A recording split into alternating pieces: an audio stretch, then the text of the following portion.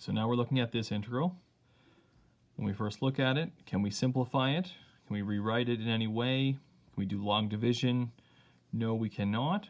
Can we do a regular substitution with u equal to maybe x squared plus 9? Because of this x squared in the numerator, that's not going to work out as well. But you do notice we have x squared plus 9, which is a sum of squares.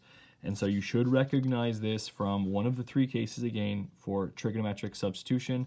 This is case 2. So when I look at this one, we have x squared plus a squared, and we're going to do the sub x equal to a tan theta, with a equal to positive square root of 9, so a is equal to 3. So we have x is 3 tan theta, dx is 3 secant squared theta, and we're going to take a look at this. Now, the one thing that's a little bit weird about this compared to the other trig subs that we've done is that there's not an obvious square root here. However, when I look at x squared plus 9 to the 5 over 2, this is actually the same as the square root of x squared plus 9, all raised to the power of 5. So we'll take that radical, square root x squared plus 9. Let's simplify that, then we'll come back and we'll plug it all in. So if x is 3 tan theta, this becomes square root 9 tan squared theta plus 9. We factor out that a squared term, in this case that's the 9.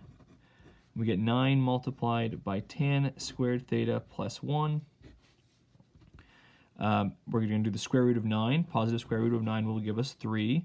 And then we have here the square root of tan squared plus 1, which we can use our identity. That becomes secant squared theta. Then we have the square root of secant squared theta, which will end up giving us 3 secant theta. And that's what we're going to plug in right here. So we're ready to finish off our trig sub. If we go back and plug everything in the denominator, we can deal with that term right away. We know that inside these parentheses, we have that square root x squared plus 9 will become 3 secant theta.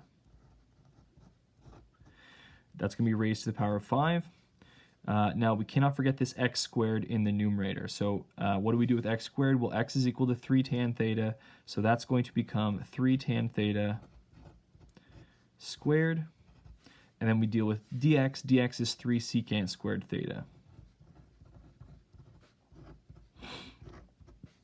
So we've plugged everything in. Now we simplify as much as we can.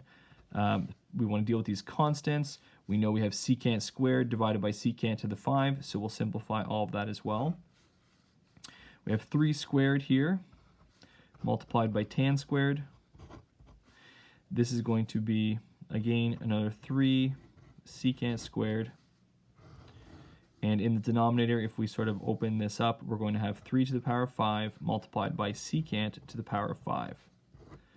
So let's start simplifying this. We have 3 to the power of 2 times 3 is 3 to the 3, which I can cancel here, leaving us with 3 squared in the denominator. We still have our d theta, but we have secant squared, which I can cancel that out with 2 of the secants here, and that's going to leave me with secant to the 3 in the denominator. So let's see what we end up with. We still have this 3 squared in the denominator, so that's going to be 1 over 9. We have tan squared, and we have division by secant to the power of 3.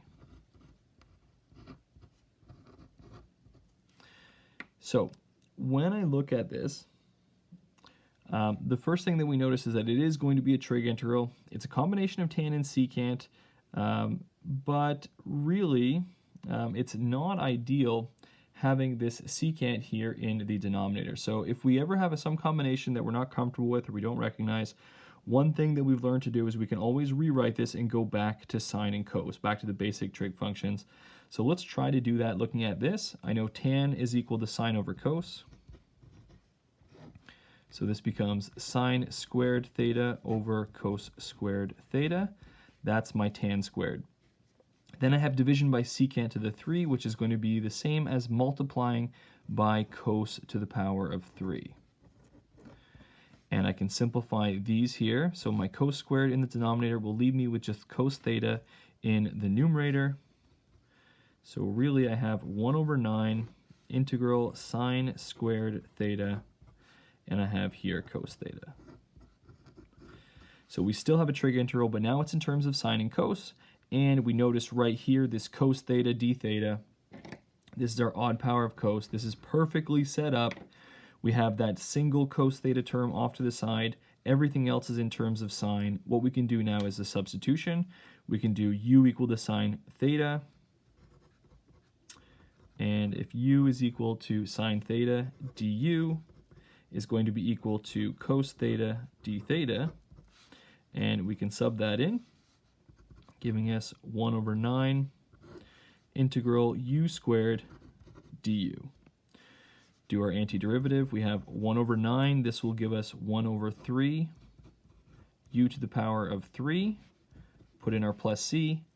And now it remains to go back from u all the way to x. And that's going to be a bit of work. We did a sub over here with u equal to sine theta, which we're going to deal with first. And then we have to go back from theta all the way to x. So first we have 1 over 27. U to the 3, that's sine to the power of 3. Now what is sine theta equal to in terms of x? To do that, again, we always go back to this starting trig sub. X is equal to 3 tan theta, which means that tan theta is equal to x divided by 3. And if tan is equal to x over 3, what is tan as a ratio of two sides? It's going to be opposite over adjacent. So let's set up our reference triangle.